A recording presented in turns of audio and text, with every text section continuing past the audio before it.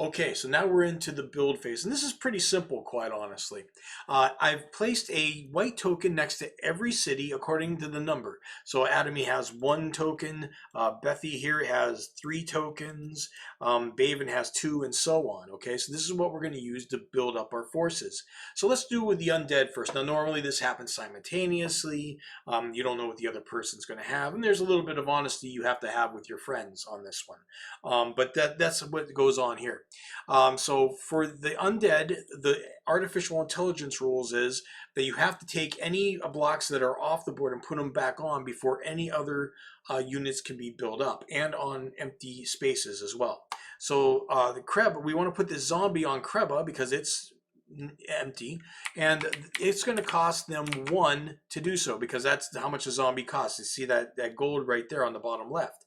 That's the unit cost. Not only is that the unit cost to get it back on the board, it is the unit cost to go up a step. In other words, go from strength 1 to strength 2. From strength 2, it costs 1 more to get to strength 3, and so on, okay, up to the maximum that that unit has. So we get rid of this token on Kreba, and you can save from turn to turn. Okay, that's important to notice. So we got the zombie right here, and this zombie can go from 2 to 3, and we'll get rid of that token. And then we got 3 on Bethy, and these can only be spent on the cities that they are on. They are not transferable.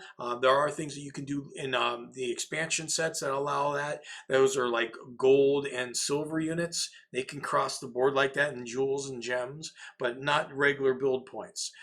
So basically we've got, and the cheapest units first. So we got the castle here and the skeleton both take 2 to build. The castle is already at maximum strength, so we'll take 2 of these and we will raise the skeleton. So obviously this is a game against time, because these skeletons are all going to go up pretty quickly if we don't take care of something. There's 2 build points here, so this skeleton is going to go up by 1. Get rid of these. All right, so the skeletons have all bought. So, and we got 1 left over here. So, dangerous situation. So let's see, Garundi. The Glader costs 1. We'll gladly move that on up. Why not? Going to waste it otherwise. Then we've got, well, we got 1 here, and the Wakana would cost 2. Any of these cost 2. The Ranger costs 4. So that's very expensive. So I guess we're not doing anything right now with these. So I guess it comes down to another turn. So let's go into turn 2.